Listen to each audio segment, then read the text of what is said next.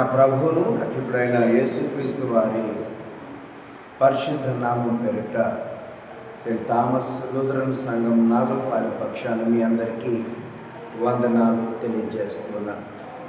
ప్రియమైన దేవుని బిడ్డలారా, మన జీవితంలో ఉదయము లేచినది మొదలుకొని ఎన్నో ఆలోచనలతో లేస్తాం, ఎన్నో తలంపులతో మనం ఉంటాం.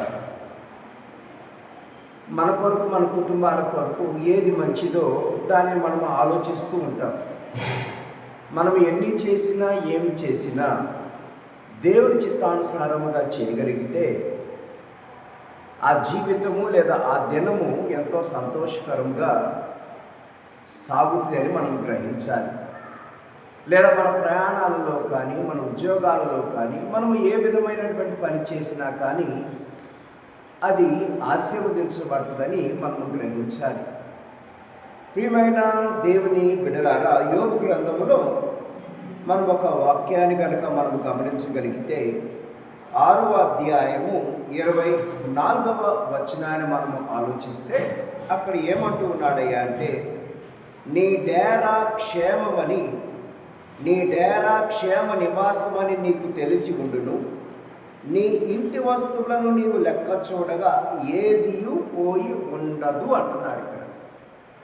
నీ డేరా అనగా మన ఇల్లు, మన ఇల్లు క్షేమకరంగా, ఆశీర్వాదకరంగా, మన గృహములో ఉన్నటువంటి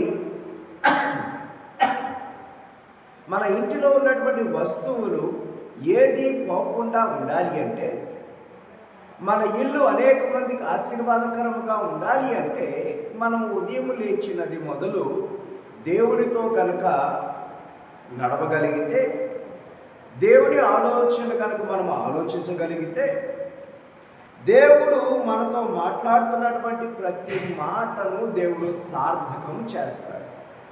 నీ ఇల్లు ఆశీర్వదించబడుతుంది, నీ బిడ్డలు ఆశీర్వదించబడుతుంది, అది క్షేమాన్ని ఇస్తూ ఉన్నది, ఆరోగ్యాన్ని ఇస్తూ ఉన్నది, ఐశ్వర్యముని ఇస్తూ ఉన్నది, ఒక ఉన్నతమైన స్థితికి క్షేమకరమని గ్రహించమంటూ ఉన్నాడు.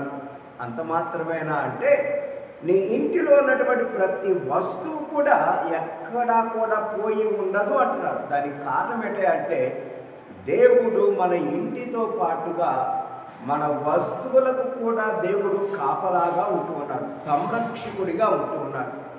కనుక ఈ దినమున, ఈ ఉదయకాలమున నువ్వు లేచినది మొదలుకొని ఎలాగా దేవునితో గడపగలుగుతూ ఉన్నావు, ఎలాగా దేవునితో నువ్వు సహాయ సహకారాలు అందించగలిగినటువంటి బిడ్డగా ఉంటున్నావు, ఒక్కసారి మనం పరిశీలన చేసుకొని దేవునితో సహా అనుభవం కలిగి జీవించడానికి దేవుడు తన కృపను, కాపుదలను మనందరికీ దయచేసి ఆశీర్వదించును కాక. ఆమె ప్రార్థన చేసుకుందాం. కృప కలిగిన తండ్రి, ప్రేమ కలిగిన మా గొప్ప దేవ, ఈ ఉదయకాలం నాయన మీరు మాతో మాట్లాడిన ప్రతి మాటను బట్టి మీకు స్తోత్రాలు చెల్లిస్తూ ఉన్నాము నాయన. నీ డేరా క్షేమకరము, నీ ఇంటిలోని వస్తువులు దేవు ఎక్కడా పోయి ఉండలేదని మీరు మాట్లాడారు. దానికి కారణము నాయన, మేము లేచినది మొదలు తండ్రి మీతో కనుక గడపగలిగితే మా గృహములో ఉన్నటువంటి మా బిడ్డలు, మా వస్తువులు క్షేమకరము, ఆశీర్వాదించబడును అంటున్నావు తండ్రి. మేము అలాగన మీ సన్నిధానంలో వర్ధిల్లుటకు మీ కృపను మాకు దయచేయమని అడుగుతున్నాము నాయన. మా జీవితాలు మీ సన్నిధానంలో తండ్రి దేవ కృమరిస్తూ ఉండగా, మేము మా కుటుంబము, మా బిడ్డలు తరతరముల వరకు తండ్రి మీ సన్నిధానంలో ఆశీర్వాదాలకు నిలయాలుగా ఉండటకు మీ సహాయమును మాకు దయచేసి బలపరచమని, ఈ దినమంతా మేము చేసే మా ప్రయాణాలలో, మా పనులన్నింటిలో మీకు తోడ్పాటును దయచేసి బలపరచమని.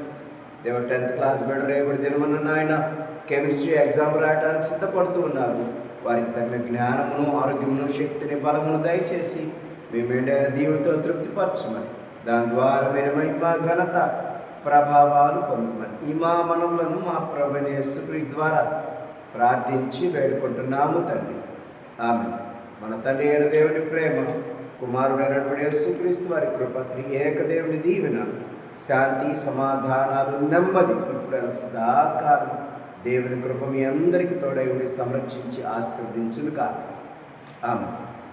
ప్రియ దేవుని బిడ్డలారా, మీ ప్రార్థన అవసరతలు ఏమైనా ఉంటే ఈ స్క్రీన్ పైన ఉన్నటువంటి నెంబర్కి ఫోన్ చేసి మీ ప్రార్థన అవసరతలను తెలియచేయవలసిందిగా మనవి చేస్తున్నాను. అందరికీ వందనాలు.